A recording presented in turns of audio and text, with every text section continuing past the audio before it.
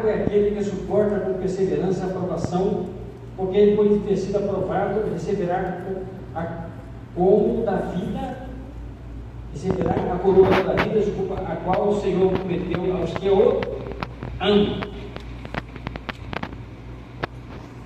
Que é o capítulo 1, versículo 12. Perseverar na aflição, na provação. Isso nos dá um diploma de aprovado. E esse diploma de aprovado vai ser a entrada no céu. Você receberá tudo. Você receberá tudo. Cuidado. Provação é uma coisa, tentação é outra. O próprio Tiago fala aqui,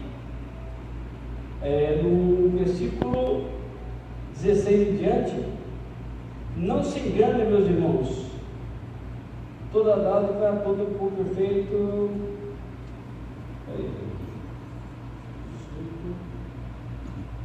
Está aqui. Continuando, ele fala assim, no 13: ninguém ao ser tentado diga, sou tentado por Deus, porque Deus não pode ser tentado pelo mal, e Ele mesmo não tenta ninguém. Tentação é uma coisa, provação é permissão de Deus, é uma aflição permitida por Deus. E Pedro explica, 1 Pedro capítulo 1, versículo 5 a 7. Ele explica lá, no 1 Pedro capítulo 5 a 7.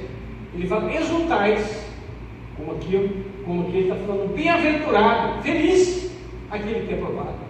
Pedro fala a mesma coisa, capítulo 1, versículo 5 a 7, fala lá, exultais, fique alegre quando passar por várias provações, porque você vai ser purificado, mais do que o ouro perecível. A sua fé vai ser purificada, mais do que o ouro que é perecível, testado no fogo, no maçarico. O ouro é testado no maçarico, ele fica brilhoso, lindo, perfeito. E ele fala qual é a finalidade disso aí: obtendo o fim da vossa fé e a salvação da sua vida. Esse é o resultado da aprovação do seu Espírito. Eu quero ser bem breve aqui e ter os moços. Esta guerra, o próprio Jesus falou que o príncipe deste mundo é o diabo. Ele manda nesse mundo, ele manda nessa terra. João 16, 12. Claro que o autor do sofrimento é Satanás, não é Deus. Sofrimento. Satanás é o autor das doenças. Quando Jesus curou a mulher que por 18 anos andava encurvada, sem modo algum poder endireitar-se, falou dela como uma filha de Abraão, né? Filha de Abraão, a quem Satanás trazia presa. Está em Lucas capítulo 13, 16. Era uma mulher de Deus, era uma cristã, filha de Abraão, descendente de Abraão, mas Satanás trazia ela presa, aprisionada, encurvada, torta, deficiente há 13 anos. Jesus libertou. Quando nós lemos os 2 primeiros capítulos de Jó, do livro de Jó, nós vemos ali que Satanás provocou as calamidades que o feriram, o fogo que caiu do céu, queimou suas ovelhas, o vento que desabou sua casa, que estava seus filhos, matando-os. Poderiam parecer atos de Deus, mas na realidade foram atos do diabo, Satanás. Ao paralítico que curou junto ao tanque de Betesda, Jesus disse: vais e não pegue mais, para que não te suceda, para que não te aconteça coisa pior. Jesus curou ele. Olha, não vou cometer mais pecado, para que isso não aconteça coisas piores para você. Jesus não provoca a calamidade, Jesus não provoca a doença. Isso não é a vontade, né, do Senhor Deus. Às vezes o Senhor Deus permite que isso aconteça, porque muitas vezes a nossa vida, a nossa fé está totalmente longe de Deus. Longe de Deus.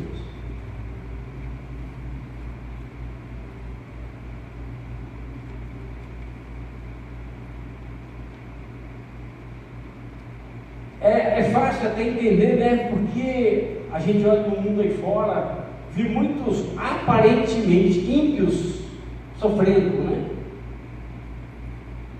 Agora, por que o justo sofre? Por que Jó sofreu tanto? Porque nós que estamos dentro da igreja, porque nós somos justos, né? A justiça de Cristo está em nós. Então nós aceitamos a cruz de Cristo, né? O sangue derramado na cruz, nós nos tornamos justos. A justiça dele nos é imputada. Porque o justo, nós que estamos aqui, nós que oramos, nós que buscamos, eu duvido se eu perguntar, eu não quero que levante o dedo. Quem hoje não tem problema aqui? Quem não tem uma coisa séria para resolver?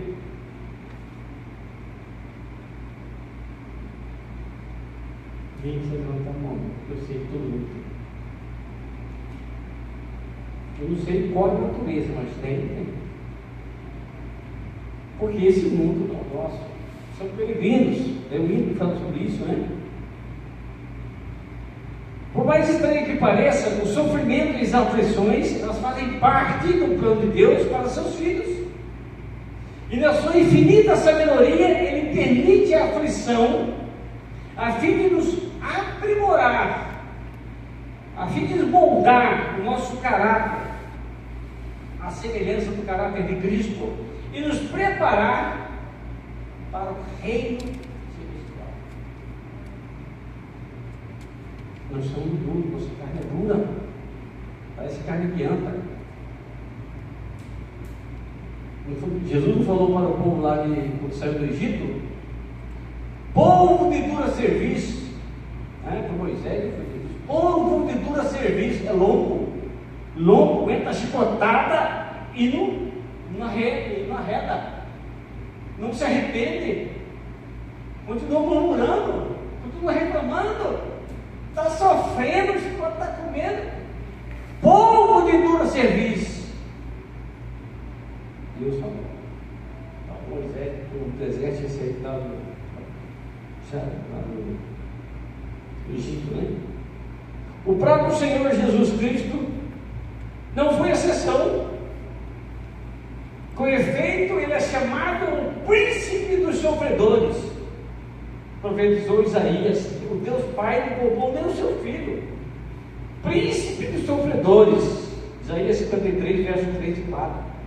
E fala que diz que ele sabe o que é padecer, sabe o que é sofrer, sabe o que é sentir dor, sabe o que é sentir fome, sede, passou por tudo isso, sabe que não deu onde dormir, porque não tinha de encostar a cabeça. Jesus sabe. Era desprezado, o mais rejeitado entre os homens, homem de todos, e sabe o que é padecer. Cristo foi hostilizado pelos seus irmãos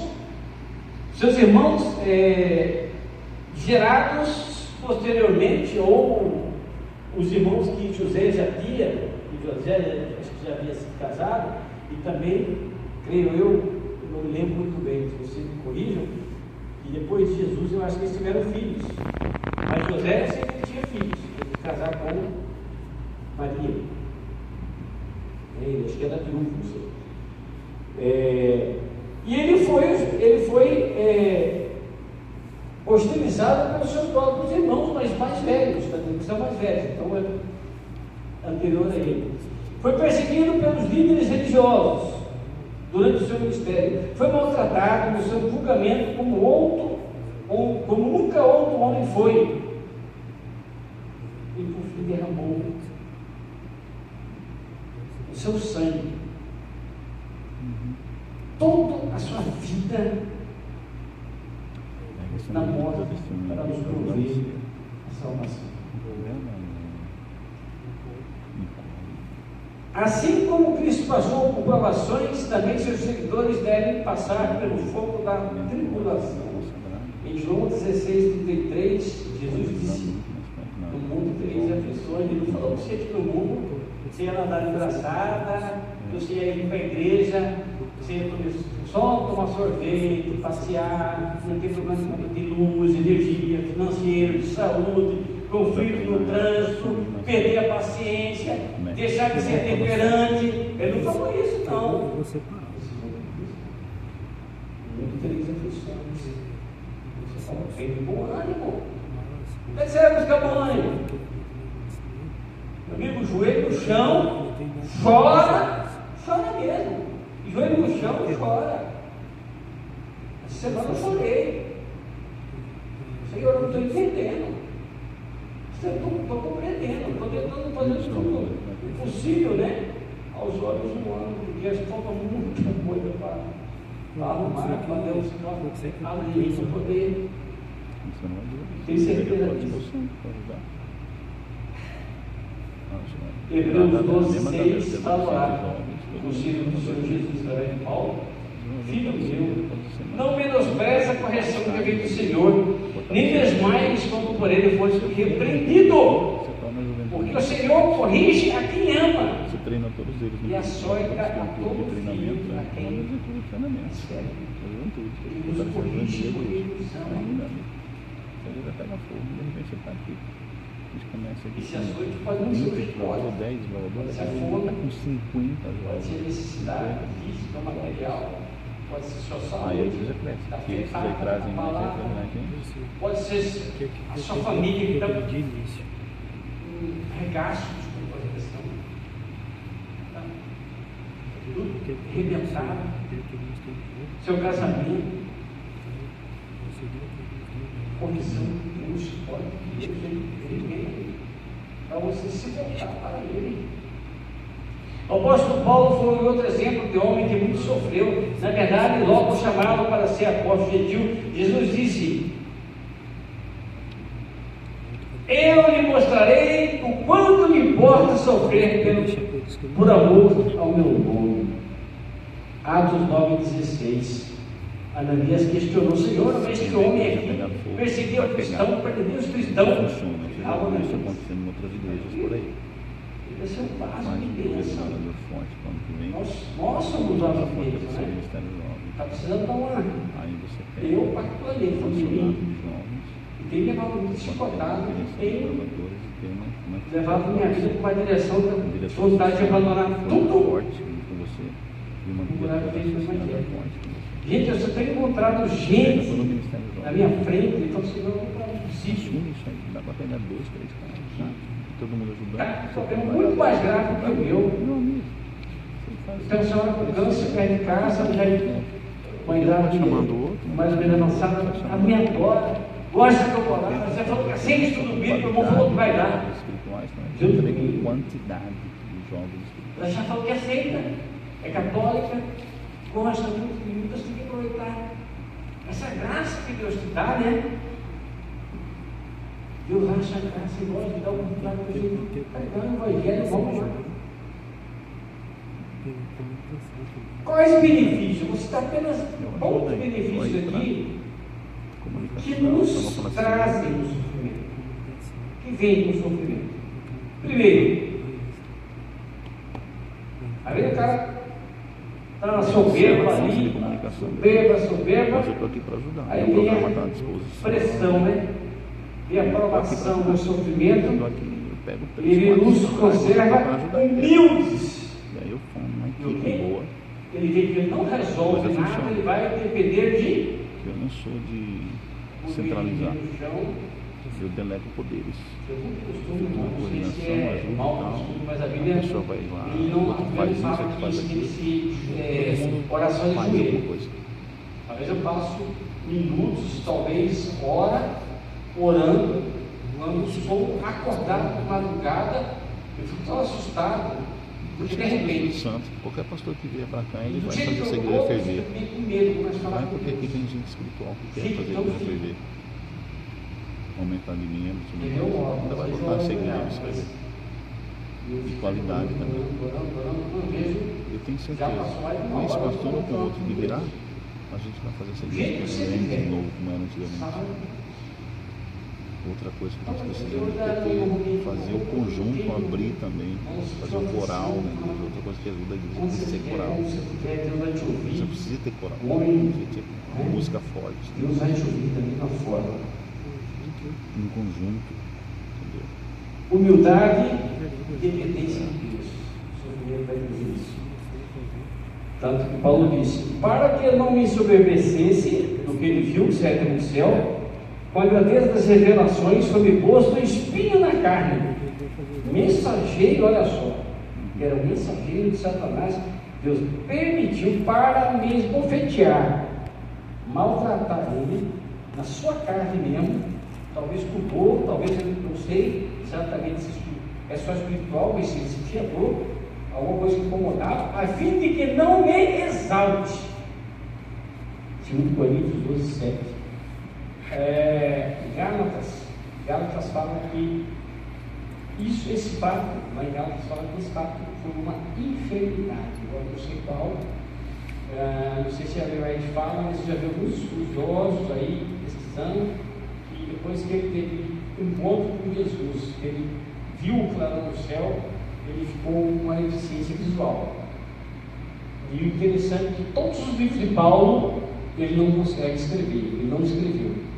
Paulo não escreveu. O único eram os escribas, era Timóteo, era Tito, mas o único livro que ele escreveu é uma folha, só uma folha, muito especial, uma pregação, o livro de Filemão, uma folhinha só. Ele fala que ele escreve do próprio punho para Filemão, para defender o escravo de Filemão, que pregou na cela.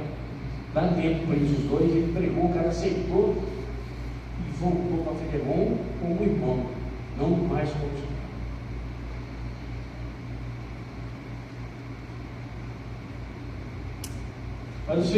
Mas Paulo, então, com essa aflição, ele clama ao Senhor para que fosse curado, e o Senhor Deus responde: Paulo, minha graça te basta, porque o meu poder se aperfeiçoa na tua. Sabe quando nós estamos fracos, não buscamos a Deus? Quando nós estamos arrebentados mesmo, assim, feridos, aí a gente busca a Deus. É assim. E é assim que a gente deveria permanecer, né? Não ferido o tempo todo, mas buscando a Deus o tempo todo, né?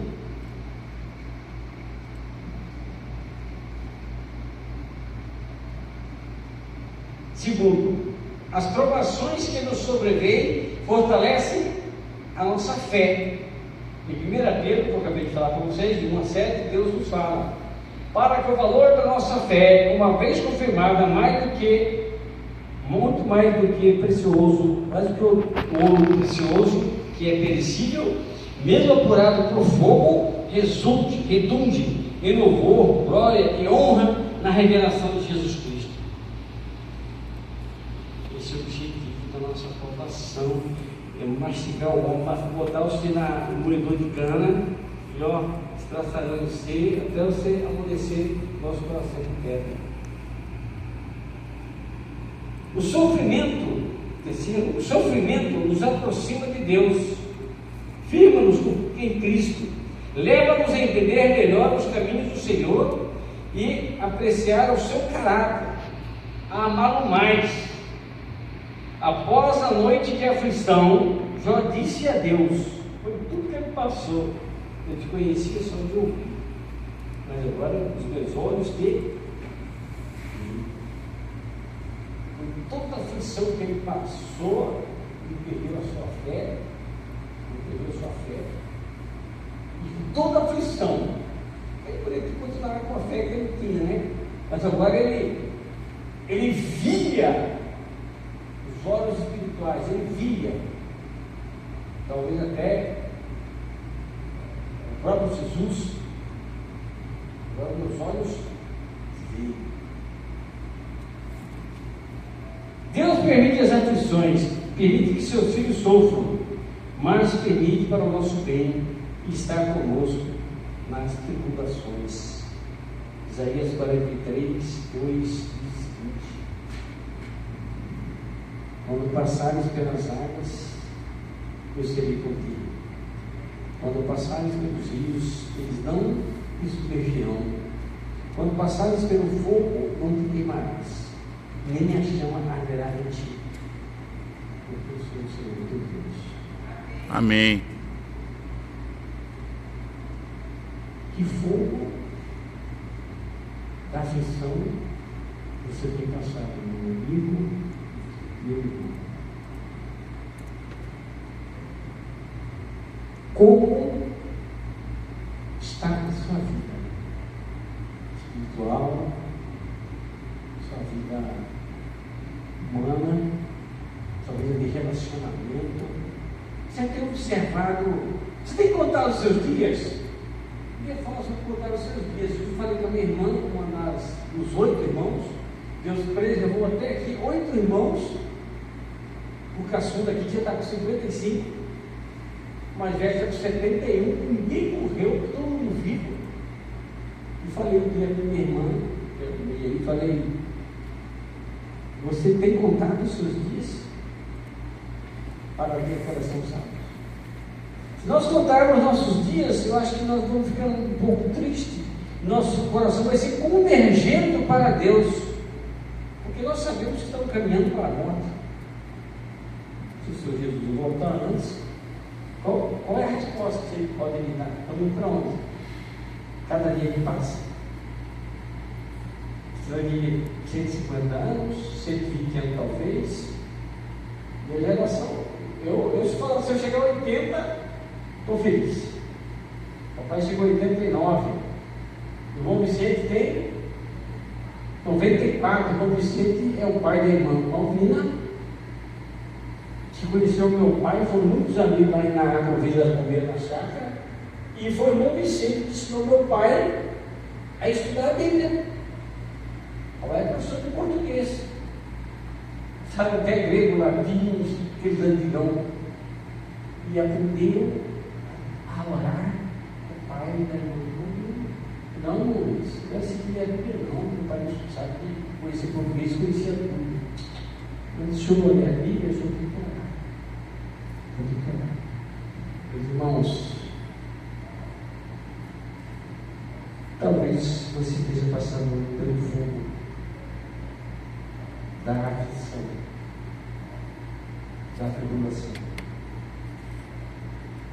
Talvez você tenha passado pelo fogo das águas correntes, das águas que arrastam tudo, das águas que tentam te submergir, tentam te afogar, das águas que estão aí atingindo a Espanha, tem atingido o sul do país. Talvez você tenha passado pelas aflições da sua família, dos seus filhos, do seu lar. Minha fé. Do modo que o Senhor Jesus passou por aqui, nós somos peregrinos. Tenha bom ânimo, acompanhe o que o Senhor Jesus disse.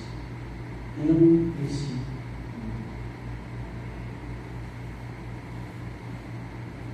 Deus possa nos abençoar, proteger, cuidar de nós todos os dias.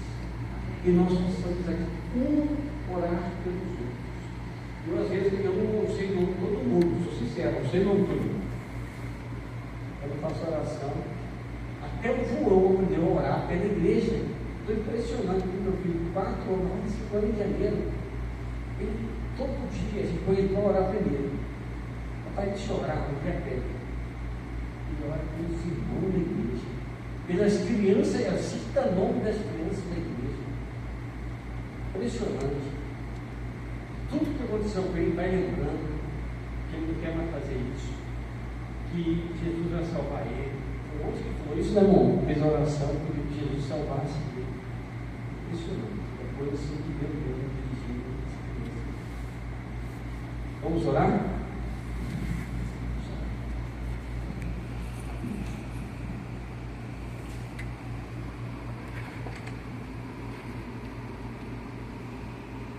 Santo, Santo e eterno Deus, Pai Todo-Poderoso,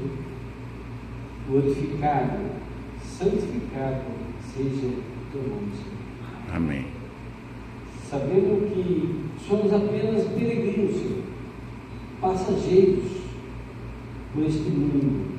Tu criaste tão belo, tão lindo, tão maravilhoso para que nós pudéssemos viver e habitar e te louvar de sábado a sábado, Senhor, mas que foi contaminado pelo pecado. E conforme a profecia de Mateus 24, as consequências do pecado atingiram todos os seres viventes e não viventes dessa terra, Senhor. As montanhas, as rochas, a natureza, as flores, os jardins, os rios, os peixes, o ser humano agora está sendo destruído. Nós não podemos ir, vamos para um lado, enchente, vamos para o outro, extremo calor, 50, 60 graus já. A previsão é 50 graus. Correndo para o outro lado, tormentas, tufões, furacões. Sabe onde iremos? Para os teus braços, Senhor, aqui abençoe todas as pessoas que foram mencionadas e que fizeram seus pedidos de agradecimento, de seus pedidos de cura, de seus pedidos de que tu possas atuar na vida de cada uma delas e fazer a cura, fazer um tratamento, se for da tua vontade, e que, mais do que isso, essa cura seja uma cura espiritual, seja uma transformação de vidas. Amém. Abençoe todos esses irmãos queridos aqui, derramando o teu Santo Espírito sobre eles, Senhor. Cuide daqueles que não vieram. Cuide também, Senhor Deus, o carinho especial que nós temos pelo Fábio e pelo Daniel. O Fábio já está com vontade de pregar, falar da tua palavra. Deus possa providenciar no meio uma oportunidade para ele falar de Jesus, da sua vida, da sua transformação. Nós pedimos tudo isso, nós agradecemos pelo teu infinito amor, pela tua grande misericórdia para conosco, pelas aflições que nós passamos, Senhor, mas que tu estás conosco, Senhor. Tu nos estás protegendo, tu estás nos guiando, nos abraçando em meio à aflição, em meio à dor. Em nome de Jesus Cristo. Amém. Amém.